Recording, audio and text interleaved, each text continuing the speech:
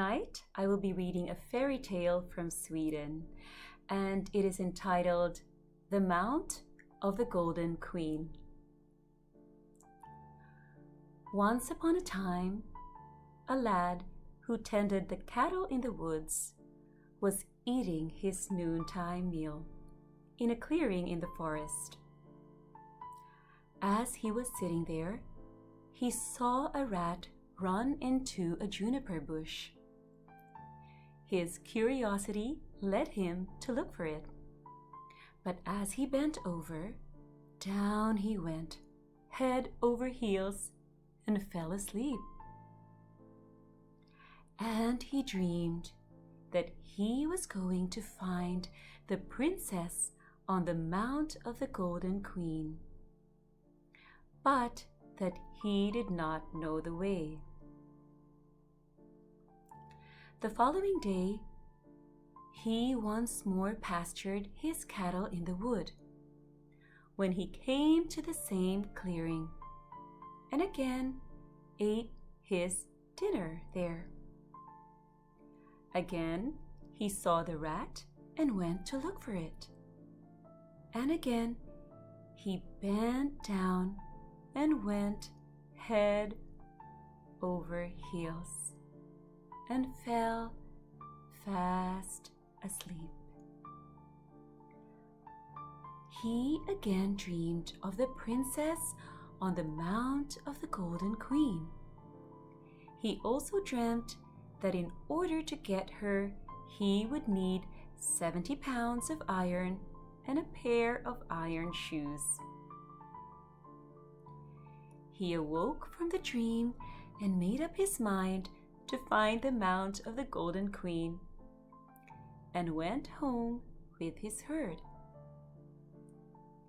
On the third day, when he led out his cattle, he could not reach the clearing of his happy dream too soon. Again, the rat showed itself, and when he went to look for it, he fell asleep as he had done each preceding day. And again he dreamed of the princess on the Mount of the Golden Queen. In his dream, she came to him and laid a letter and a band of gold in his pocket. Then he awoke.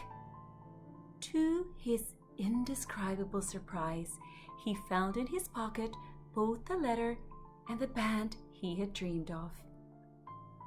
Now, he had no time to attend to the cattle any longer, but drove them straight home. Then he went into the stable, led out a horse, sold it, and bought 70 pounds of iron and a pair of iron shoes with the money. He made the thole pins out of the iron, put on his iron shoes, and started on his journey. For a time he traveled by land, but at last he came to the lake that he had to cross. He saw nothing but water before and behind him, and rowing so long and steadily that he wore out one thole pin after another, he at length reached land and a green meadow where no trees grew. He walked all around the meadow and at last found a mound of earth. Smoke was rising from it. While he looked more closely, out came a woman who was 9 yards long. He asked her to tell him the way to the Mount of the Golden Queen. But she answered, "That I do not know. Go ask my sister, who is 9 yards taller than I am, and who lives in an earth mound you can find without any trouble." So he left her and came to a mound of earth that looked just like the first, with smoke rising from it. A woman at once came out. She was tremendously tall, and he asked for the way to the Mount of the Golden Queen. "That I do not know," she said.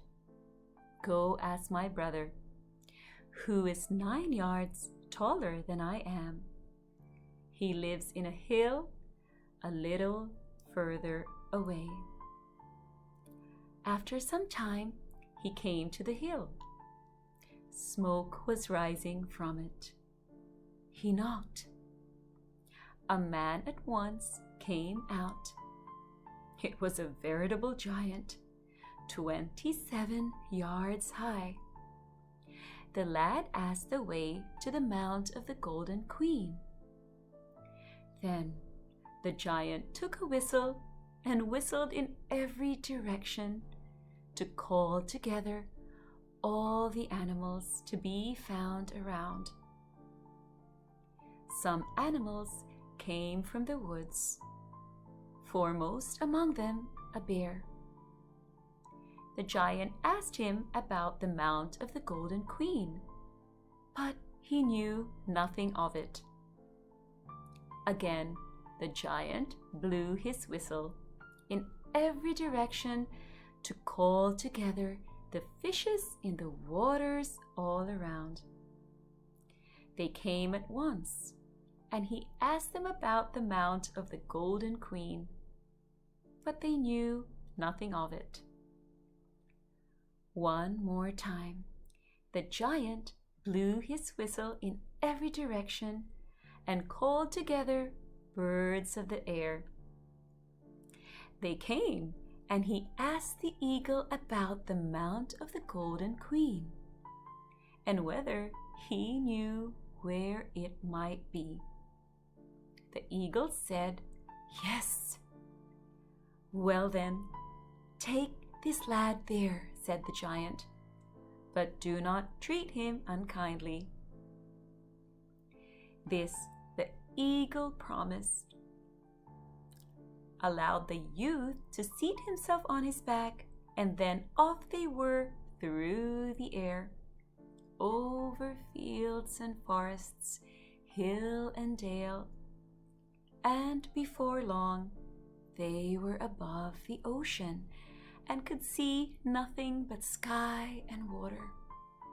Then the eagle dipped the youth in the ocean up to his ankles and asked, "Are you afraid?" "No," said the youth. Then the eagle flew on a while, and again dipped the youth into the water up to his knees and said, "Are you afraid?" "Yes," answered the youth. But the giant said, "You were not to treat me unkindly." "Are you really afraid?" asked the eagle once more. "Yes," answered the youth. Then the eagle said, "The fear you now feel is the same fear I felt when the princess thrust the letter and the golden band into your pocket." "What?" said the boy, and was astounded. With that, they had reached a large high mountain, in one side of which was a great iron door. They knocked, and a serving maid appeared to open the door and admit them. The youth remained and was well received, but the eagle said farewell and flew back to his native land. The youth asked for a drink and was handed a beaker that contained a refreshing draught. When he had emptied it and returned the beaker, he let the golden band drop into it. When the maid brought back the beaker to her mistress, who was the princess of the Mount of the Golden Queen, The princess looked into the beaker, and there lay a golden band that she recognized as her own. So she asked, "Is there someone visiting us here?" When the maid answered yes, the princess said, "Bid him come in." And as soon as the youth entered, she asked him if he chanced to have a letter. The youth drew out the letter he had got in such a strange manner and gave it to the princess. When she had read it, she cried full of joy, "Now I am delivered." And at that very moment, the mountain turned into a most beautiful castle with all sorts of precious things, servants, and every sort of convenience, each for its own purpose. A wedding should be the proper ending for this tale. I hope that you enjoyed that fairy tale from Sweden. And I do hope that it brings you the relaxation and deep calmness that you deserve to have a good night rest tonight. Until the next Fairy Tale Friday, I wish you all a very good night and do sleep with a smile.